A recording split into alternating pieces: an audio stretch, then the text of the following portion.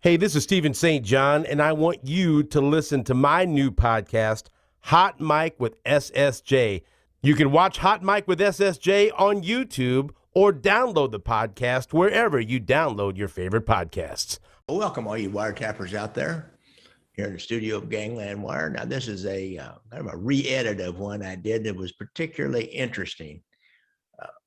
Once had a prison guard from Marion, Illinois, the federal penitentiary there. His name was David Lehman, and he had his own YouTube channel for quite a while as the key turns, and then he took it off. And I called him this morning. It had been off for quite a while, and talked to him. He said, he said, I just had all the stories I had to tell, and I was done. And when he got done, he took his whole channel down, and it's kind of a shame because there were some great stories on there. And I recorded part of this one before about when John Gotti came to the penitentiary and his relationship with him. So I'm going to re-edit this thing and put it back out. It's a great story. He's an interesting guy, but he was there, as he says, the day that John Gotti came into the penitentiary.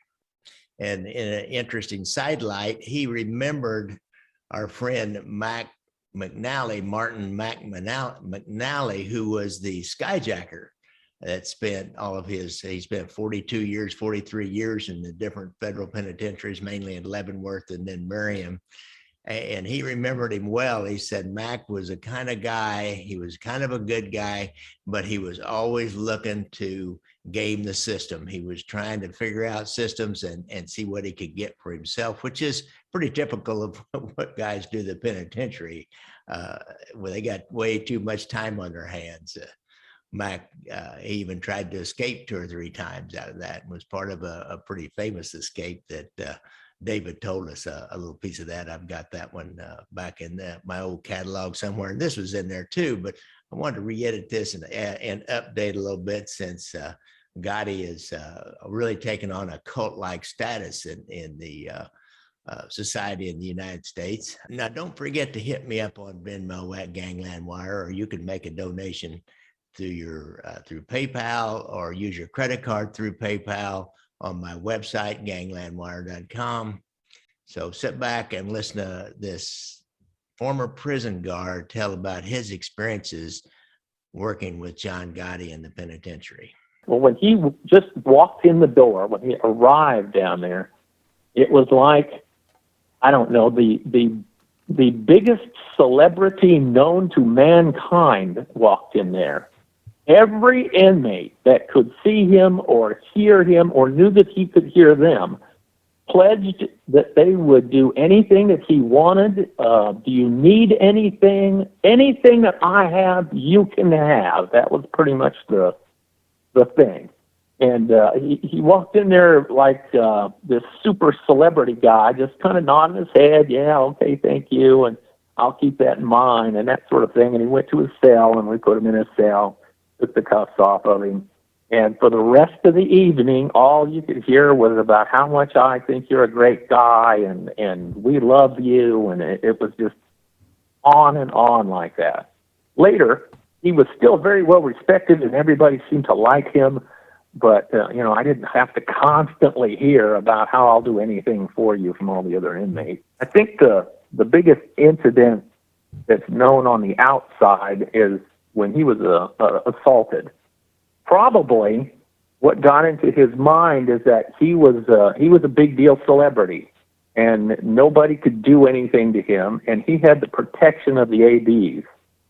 So he felt bulletproof, that he could wander around, do anything, unlike some people that could be scared to tell you to stuff it, and I'm not closing that window. This guy didn't feel that those rules applied to him. And I was told that up on C range, which is the upper part of the cell house, it's only an 18-inch wide little walkway. It's a little catwalk. And so if you and I were to meet going in opposite directions, I would have to kind of stand a little sideways, and so would you, so that we could pass each other. And there was an inmate up there named Walter Johnson, who, by the way, is the only inmate that I can ever remember being afraid of. He was a scary guy. He was a extremely muscled up, black guy in his late 20s that had an explosive temper. I mean, maniacally explosive, just unbelievably angry individual. It's like he was just angry at everyone and everything all the time. Apparently, him and Gotti had some words when they had to pass each other.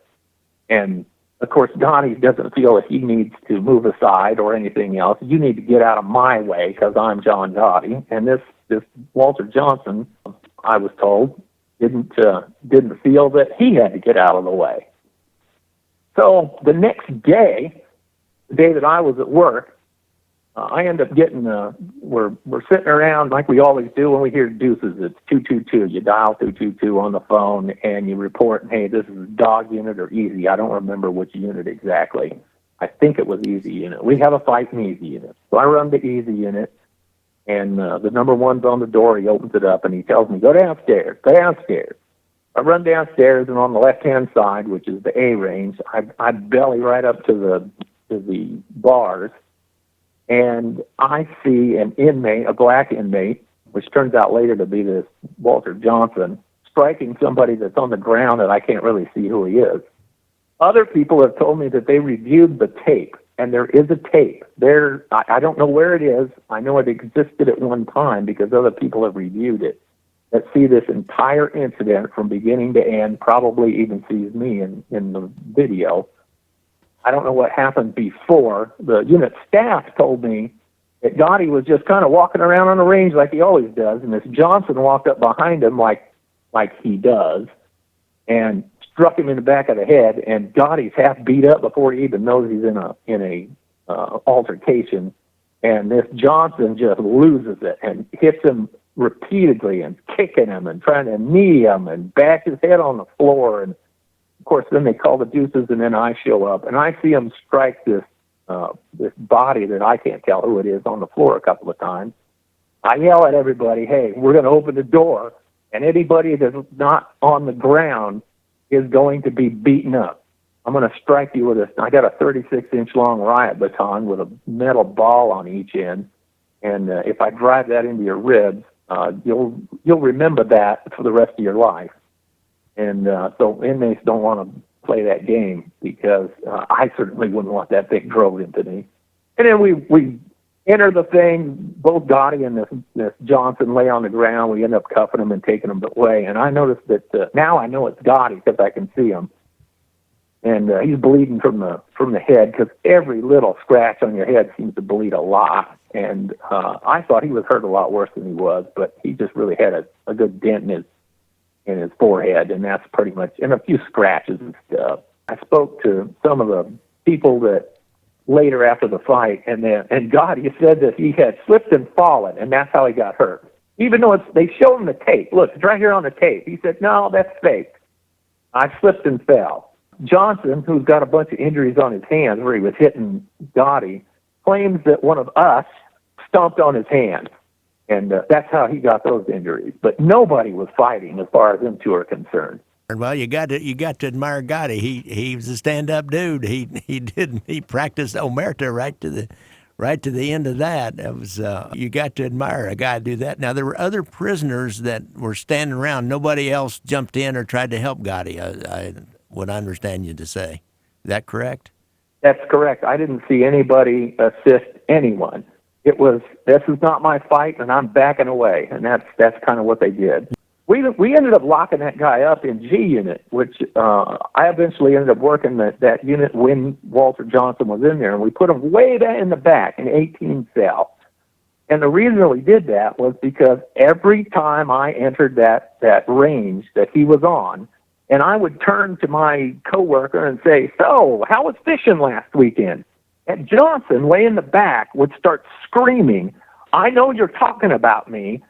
I don't want you talking about me. I'm going to get out of here and kill you. And then he started jerking the solid door, because we had a solid door, and he would be yelling, and you could see the spit flying out of his mouth. And he would go into these complete berserk rages.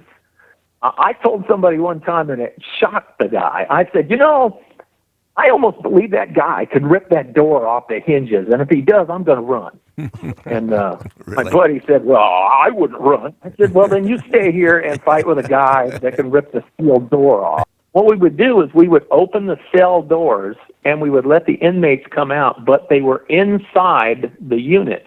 They didn't go anywhere. They were just inside the unit walking around on the ranges and stuff, and we called that recreation. I see. So it's not like they went to the yard or anywhere else. It wasn't actually a rec room. It was the actual unit itself. This Johnson finished his federal sentence.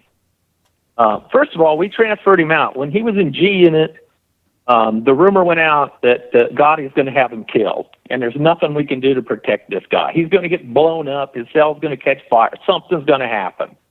So they got him out of Marion altogether. They transferred him out. And then Johnson finished his federal sentence. And I remember saying to one of my friends at the time, I said, that Walter Johnson guy is going to be some cop's nightmare. And I really didn't have any idea how true that was. What happened was he went to Washington, D.C. He jumped the turnstile because Walter Johnson don't have to pay for anything. He's Walter Johnson.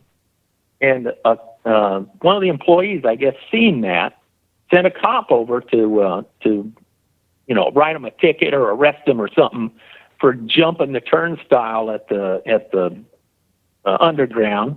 And Johnson, who worked out continuously all the time, this guy was like Superman. Out of all the people that I dealt with, he was the one that made me the most nervous, the one that I would admit that I was afraid of, and the only inmate that I was ever afraid of, because he worked out all the time, and he had this explosive temper. He killed that police officer. He beat the guy senseless, took his firearm, and shot him in the head a couple of times, and he died. He then went to Philadelphia and was stopped on a traffic stop. He beats up 3 cops, tries to take one of their firearms, and an off-duty Philadelphia cop came over and knocked him down and got the firearm away from him before he murdered these 3 cops. Then he went back to federal prison, and he's now at the ADX serving time for the murdered D.C. police officer. When they let him out, and I said, oh, yeah, he's going to be a nightmare for somebody, I had no clue how bad it was going to be. Interesting. David, I'm curious, do you have any idea what his crime was in the first place that landed him in Marion? Yeah, he was a bank robber. Oh, okay. That makes sense. I was trying to figure out what kind of a federal crime just a street thug like that would do. You'd think he'd be in a state system, but being a bank robber, that would get him into the federal system. He was. I've met guys like that, and they're like so strong, and wrestled around with them on the street, and they're so strong with all your weight on one arm, you can't hardly control it. You'll have like 3 or 4 guys on them, another guy on another arm, a couple of guys on their legs and their torso, and you still can barely control them. Those are not the kind of people you want to run into alone. No, and I've hit people so hard with that 36-inch riot baton that I broke it. And I really think it wouldn't have bothered him a lot. I mean, he was just one of them kind of people. Well, I fought inmates like that before, but they weren't that way to that extent. I mean, I'd hit him right in the forehead, and they kept coming. That Johnson would have brushed me off like a fly. Yeah, he was that powerful. And he was able to beat up 3 cops at the same time with the weapons and the techniques that they have. Wow. No wonder he kicked Gotti's butt, my point. Let's go back to the AB a minute, just a little bit. Now, I believe you said, before we actually went on there, we talked about this a little bit. Gotti did have some kind of relationship with the leaders of the AB at Marion. Didn't you see them talking on occasion? Oh, yeah, they would have, it looked to me, when I looked at it, I said, wow, there's a business meeting going on. Yeah, I would see him and Barry Mills and the guy named Tyler Bingham would sit down at lunch, and then they would have this intense discussion while eating lunch. So I've seen that a few times. What I noticed after that, and I'm not sure if this was part of it or what, but I noticed that the Aryan Brotherhood changed about that time. When I first started working, the Aryan Brotherhood was all about violence. They would do violence for the sake of violence. But after they had this contact with Gotti, and I think that he influenced them, but I have no proof. I can't tell you for sure. I just tell you what I observed. He was talking with the commission, which was the top three guys. And about that time, they seemed to change their business plan, if that's what you want to call it. It became more about, okay, we're going to have violence, and we're going to be just as violent of a group as we ever were, but we're going to target this violence to make more money. So if someone, like I was telling you before about they blew up a guy for merely not shutting a window, well, they would stop doing that, and they would blow up a guy because he welched on a business meeting, or he didn't come through with the promise that he said he would to make the money. Like they wanted poison to poison people, and he didn't come up with the poison. He got blowed up. But if you didn't close the window, they might let that slide. And I think Gotti took the techniques from the street and imparted that onto the Aryan Brotherhood. And that's just my opinion. I have nothing to back it up. That would be more in keeping, or more like a mafia family, in that you always have that big hammer out there if you need to use it, and everybody knows you got that big hammer if you need to use it, but you don't use it except when it's absolutely necessary. In the course of business, it's all about making money, and it seemed like the ABs controlled a certain amount of the of drug activity both inside and outside the penitentiary system. I'd be surprised if they didn't control 100% of the drug trafficking inside prison walls. They either control it or they allow it, because there's no way that you're going to commit any crimes that they don't approve of. It's just not going to happen. So they're really like the La Cosa Nostra, shall we say, of the prison system. If you've got any action going, then you're going to have to pay up to them just a little bit, or let them wet their beak, as they say in the olden days. Would that be correct? That's exactly the way it worked. Yes. And we even talked about it. It was like we were saying, well, these guys are like the inside mafia. And we thought that when Gotti and the commission was talking, we thought, well, and I believe it's true, that the mafia had contacts on the outside and could get things done, and the ABs had contacts and could get things done on the inside. So when Gotti ended up on the inside, the two melded together so that, hey, I'll do you a favor and you do me a favor. I need things done on the outside, and you need things done on the inside. Yeah, that would be pretty. That would come in handy. Like we had a mob guy in Kansas City that we were on his phone, and he got a call from a guy that was kind of a peripheral character. It was a businessman, really, a gambler, and his son had gotten some kind of trouble and was going to be sentenced to Leavenworth, and they knew it was coming up pretty quick. And this guy calls this mob associate, and said, hey, he said, my son's going to be going to Leavenworth on this date. Can you arrange to make sure that he's got somebody to meet him, that everything's going to be okay? And the guy said, well, sure, I can take care of that. So that would be a pretty handy weapon to have if you're going to be involved with criminal activity, and especially in the federal system, to be able to make one call. And then when you come into the prison system, that you're welcomed in by the most powerful prison gang and protected by them. That would be huge. Oh, yeah, that would be and the other way around would work too. If you ever made them mad, there was nowhere in the federal system to hide. I mean, Mills could get people killed at Leavenworth just by putting out the word. So did you see evidence of him trying to run the family while he was there in the penitentiary, having like an underling, an underboss coming and talking to him? Well, his family came and visited him, but those meetings are 100% monitored. There's like he couldn't tell one of his family members to pass along a message that we wouldn't know about. It just wasn't possible. Outside of our observation would be through a lawyer. And for all I know, his lawyers were crooked as hell. I don't know.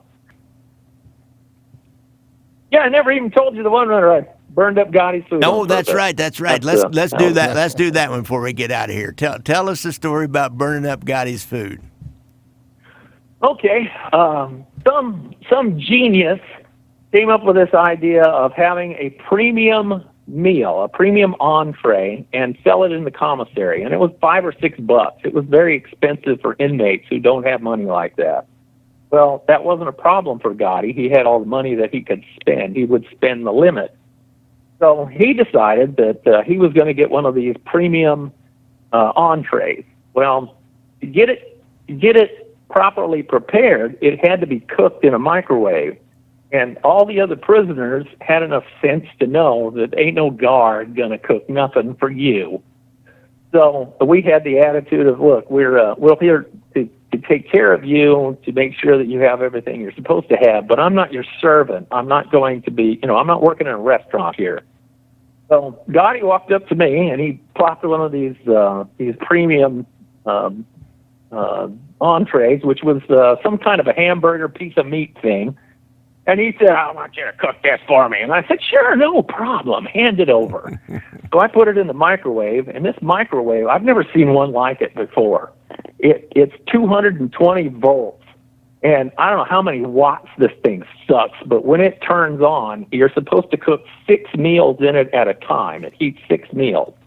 So I put this little bitty tray with a piece of meat in there about the size of my hand, and I gave it a flip over to 7, 8, 10 minutes, something like that. And then I went to the bathroom. Oh, God.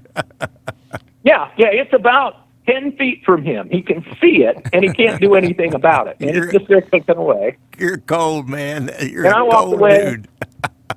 So I go in the bathroom, and I'm in there, and I use the bathroom, and I can hear him out there yelling, hey, officer! And I'm doing my thing, and I wash my hands, and I make sure that my tie is straight, and I look down and polish my shoes a little bit, and then I have to go over to see the number one on the other side and ask him how he's doing and everything. The whole time I'm hearing, hey, you better come over here, and after about 10 minutes, I went over there and I opened it up, and there was this hockey puck thing with a bunch of plastic melted around it, Oh, God. and it's smoking, and I push it out with a paper towel, and I said, oh, crap, I seem to have overcooked this. And I put it up on the thing, and I go, well, here it is.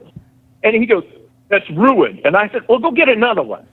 And he just grabbed it and walked away and never said it again. He was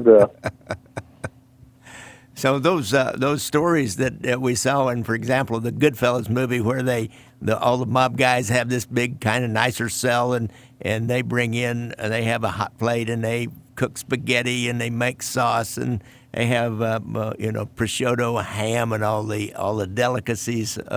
That's not really true, is what I hear you saying. not at Marion. At Marion, everybody gets the same thing that everybody else gets, and you don't get anything more or anything less. Gotti was just another inmate in my cell house. Any other Gotti stories? Wait a minute, before we stop, you got any other Gotti stories? One just occurred to me. Okay.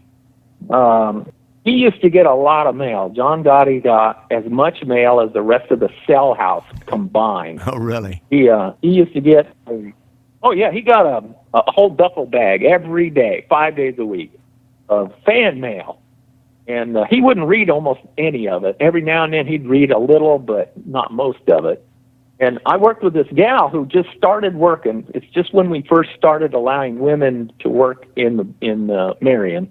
Because for a long time we were male only. Nobody behind the certain grill could be female. And matter of fact, I'm the second smallest guy they ever hired up to that point. I'm 5'9", and I'm the second shortest person they had working there.